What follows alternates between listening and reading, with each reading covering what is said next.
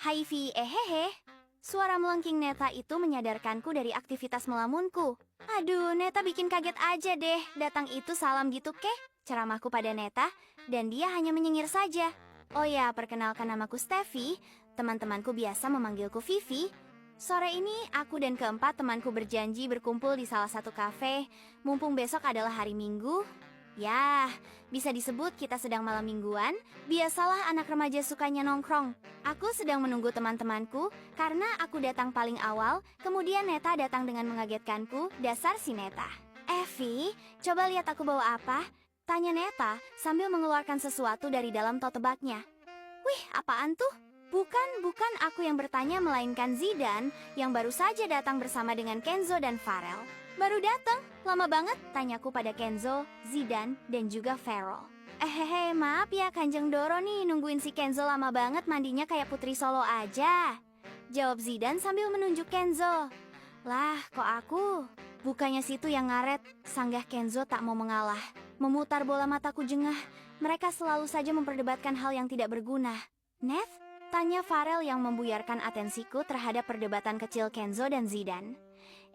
Ini, kalian tahu papan Ojia nggak? Nah, ini papan Ojia, aku tadi beli ini di toko antik barengan sama kakekku yang mau beli jam antik. Jelas Neta dengan antusias. Mau main itu, Nat? Tanya Kenzo. Ngikut dong, ngikut. Aku juga dong, sahut Farel dan Zidane. Ayolah, aku juga pengen main ini, penasaran deh, kamu ikut nggak, Vi? Ucap Neta. Gimana ya? Aku takut, cicitku. Ayolah, Vi, main bentar doang, gak usah takut kan? Ada Zidane ganteng, ucap Zidane sambil mengedipkan matanya. Sok ganteng banget, ejek Kenzo.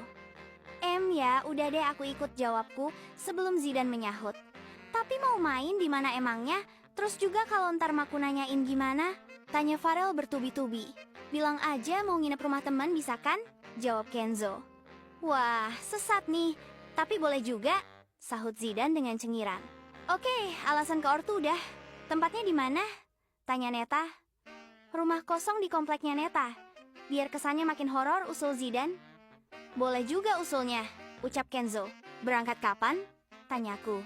Ntar aja sekalian abis maghrib, jawab Farel. Sejujurnya aku sedikit ragu dengan itu. Aku itu penakut tapi tidak terlalu juga. Ingin menolak tapi tidak enak. Setelah maghrib kita berlima berangkat pergi ke rumah itu. Nah, dah sampai, ujar Zidane. Serem juga kalau malam, ucap Farel sambil memeluk dirinya sendiri. Ngomong aja kalau nggak berani, ejek Kenzo. Nggak gitu maksudnya, sanggah Farel. Udah yuk masuk, lerai Neta. Aku pun melihat rumah tersebut. Benar kata Farel, agak seram karena gelap dan tidak ada pencahayaan. Kata Neta, rumah ini sudah lama sekali tidak dihuni. Semuanya pun duduk melingkar dan Neta mengeluarkan papan Ouija tersebut. Net, udah beli lilin belum tadi? Tanya Farel. Udah nih, jawab Neta sambil mengeluarkan lilin dari tote bag-nya. Nyalain gih Ken, suruh Neta pada Kenzo. Dan Kenzo pun mengangguk. Ada peraturan mainnya kan? Tanyaku. Ada Viku bacain ya, ucap Neta. Neta pun mulai membaca satu persatu peraturan permainan itu.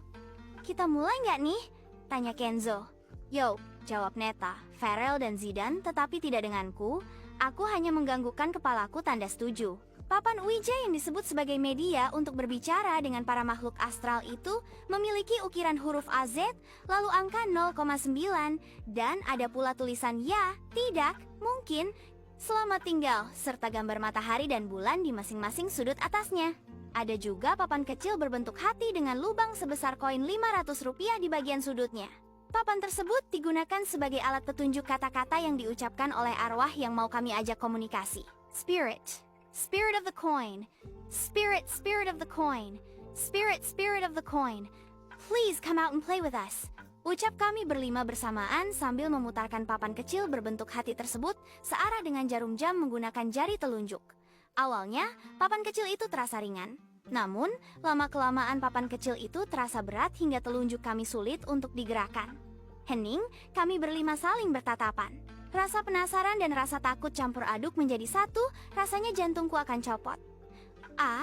Apakah kamu arwah yang akan berkomunikasi dengan kami?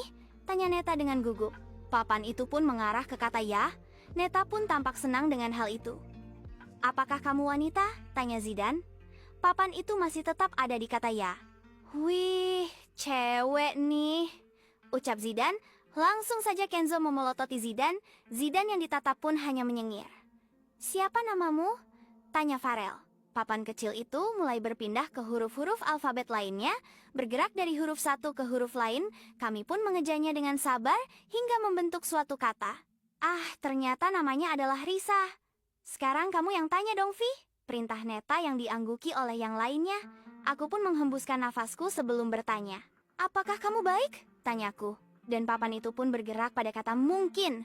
Kita semua saling tatap sedikit khawatir. Tapi kamu semua mencoba meyakinkan satu sama lain untuk tetap tenang dan berpikir positif. Kami mulai bertanya lagi, hingga tak terasa kami sudah bermain sejam lebih. Kami semua memutuskan untuk menyudahi permainan ini. Kami mengarahkan papan kecil ke arah tulisan selamat tinggal dan roh itu menjawab tidak. Kami semua terkejut dan saling pandang. Gimana nih? Tanya Farel yang mulai ketakutan. Kita lanjut lagi aja sebentar. Terus kita bilang selamat tinggal gimana? Usul Kenzo. Ya udah deh. Jawab Zidane disertai anggukan Neta dan aku.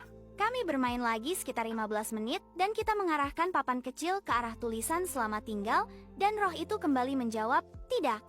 Kami semua mulai ketakutan. Neta memeluk lenganku.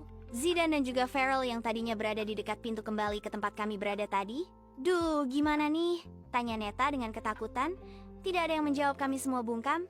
Hihihihi, suara melengking itu mengalihkan pandangan kita semua. Kami berbalik secara perlahan ke arah suara. Aku sangat terkejut, begitupun dengan yang lainnya. Ada sesosok perempuan dengan baju merah, dengan rambut yang menutupi wajahnya. Neta semakin mengeratkan pelukannya kepadaku. Farel dan Zidane melompat memeluk lengan Kenzo. Baca doa, Gih. Baca doa, duh. Takut, cicit Zidane dengan nada ketakutan. Dasar Zidane, dia yang meyakinkanku agar tidak takut, tapi dia sendiri sangat ketakutan. Kami semua masih tetap tak bergeming sedikit pun karena shock. Kalian sendiri yang memanggilku, tapi kalian sendiri yang ketakutan. Hai hai hai hai. Lagi-lagi hantu itu berbicara. Tiba-tiba hantu itu menghilang. Kami semua kembali terkejut. Sejenak kami semua bernafas lega karena kami pikir hantu itu sudah pergi. Hihihihi. Suara tawa itu, kami semua langsung saja mendongak ke atas. Ternyata hantu itu ada di langit-langit, atap tepat di atas kami. Triple! Teriak Farel ketakutan sekaligus terkejut. Kami semua lantas lari memencar saking takutnya. Ah, iya, aku lupa memberitahu bahwa rumah ini terdiri dari 2 lantai. Aku dan Neta lari ke bagian belakang rumah ini. Ah, sepertinya ini dapur. Aku tidak tahu kemana Zidane, Kenzo, dan juga Farel berlari. Kami semua terpisah untung aku bersama dengan Neta. Mengatur nafasku setelah berlari. Kita harus gimana nih, Fai? Tanya Neta dengan sedikit mengeluarkan air mata. Ya, Neta menagis. Aku diam. Aku juga tidak tahu apa yang akan kulakukan. Aku memeluk Neta menenangkannya, menepuk-nepuk punggungnya pelan. Hehehe, tawa itu kembali terdengar. Aku menoleh-noleh menacari asal suara. Tidak, dia tidak ada di sini. Di waktu yang sama Kenzo dan juga Farel berlari menuju salah satu ruang. Sepertinya ruangan itu adalah ruang keluarga. Farel dan Kenzo bersembunyi di balik sofa yang sudah usang. Tuh, hantu udah hilang belum sih? Tanya Farel. Nggak tahu, jawab Kenzo singkat. Kenzo menarik Farel agar berdiri. Mau kemana? Tanya Farel. Nyari cewek-cewek, kayaknya mereka tadi lari ke dapur, jawab Kenzo. Aku masih menenangkan Neta, dari tadi dia masih menangis ketakutan. Melepas pelukannya, Neta mengusap air matanya. Maaf ya, kalau aku nggak bawa tuh papan pasti nggak gini, ucap Neta sambil menunduk. Udah Nev, jangan salahin diri sendiri, kan kita sendiri yang mau, ucapku menenangkan Neta. Viviu Neta, teriak Farel yang datang bersama dengan Kenzo. Kalian gak apa-apa kan? Tanya Kenzo. Iya, kita gak apa-apa, jawabku dan anggukan dari Neta. Zidane kemana? Tanyaku. Karena Zidane tak datang bersama Kenzo dan Farel, kita gak tahu Zidane ada di mana. Aku tadi cuma bareng sama Kenzo, jelas Farel. Aku menghela nafas, bagaimana jika Zidane kenapa-napa? Kami semua masih hening. Gimana kalau kita cari aja si Zidane? Usul Kenzo. Kita semua mengangguki usul Kenzo. Ada yang bawa HP nggak? Buat center? Tanya Farel. HP-ku sama Neta ada di jok motor rel, jawabku. Sama dong, sahut Farel. Nih HP-ku, tapi tinggal dikit baterainya, ucap Kenzo sambil mengeluarkan HP-nya dan menyalakan senternya. Ya udah yuk, kita cari di lantai bawah dulu.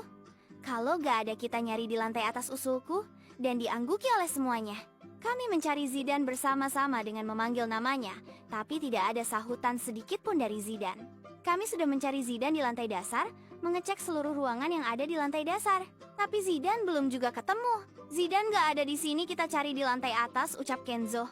Kami semua bergegas ke lantai atas, satu persatu anak tangga kami lewati, akhirnya kami sampai di lantai atas. Kami semua berteriak memanggil Zidane sambil mengecek ruangan-ruangan. Saat berasa di depan salah satu pintu, kami semua mendengar ada meminta tolong. Kami berpikir itu adalah Zidane. Itu suaranya Zidane bukan sih? Tanya Farel. Iya, itu pasti Zidane, sahut Neta. Zidane kamu di dalam? Teriak Neta. Dobrak aja lah Ken, usul Farel. Dan Kenzo pun mendobrak pintu tersebut. Setelah didobrak terlihat Zidane yang sedang ketakutan. Jangan kesini, lirik Zidane yang masih samar terdengar. Kenzo dan Farel hendak menuju ke arah Zidane tapi hihihi. Sosok yang tadi kembali muncul, sosok itu berada tepat di atas Zidane. Kalian tidak akan bisa membawanya pulang hihihi, ucap sosok itu. Kenzo ingin mendekat lagi ke arah Zidane, namun Zidane tiba-tiba melayang lalu terlempar ke tembok. Kami semua terkejut dan menyebutkan nama Zidane bersamaan. Zidane sepertinya akan kehilangan kesadaran. Tiba-tiba Zidane membuka mata sambil tertawa. Tawa itu bukan suara Zidane. Sepertinya Zidane sedang kesurupan. Tiba-tiba Zidane perlahan menghampiri Farel dengan tawa yang masih belum reda. Zidane tiba-tiba mencekik leher Farel, tentu saja itu membuat kami semua menjerit ketakutan. Kenzo yang berada di dekat Farel pun langsung melepaskan tangan Zidane dari leher Farel. Kenzo menghepaskan tangan Zidane. Hal itu membuat Zidane semakin geram. Lebih tepatnya roh yang merasuki Zidane. Zidane kembali melayang di atap dan tertawa. Kenzo membisikiku agar aku dan Neta bisa meminta pertolongan. Aku pun mengaguki permintaan Kenzo. Aku dan Neta perlahan-lahan menjauh. Setelah keluar dari kamar itu, aku dan Neta langsung berlari keluar menuju halaman kita menaruh motor tadi. Untung pintu keluar yang tadi tiba-tiba tertutup tidak terkunci. Aku dan Neta kini sudah sampai di halaman depan rumah itu. Mengatur nafasku sejenak, lantas Neta langsung membuka jok motor untuk mengambil HP. Neth, kita mau minta tolong siapa? Ini udah malam, tanyaku pada Neta. Kita telepon kakekku aja. Perasaan dia punya teman orang pintar, jawab Neta. Aku pun menyetujui ucapan Neta. Neta pun langsung menghubungi kakeknya. Untungnya kakek Neta langsung menjawab panggilan Neta.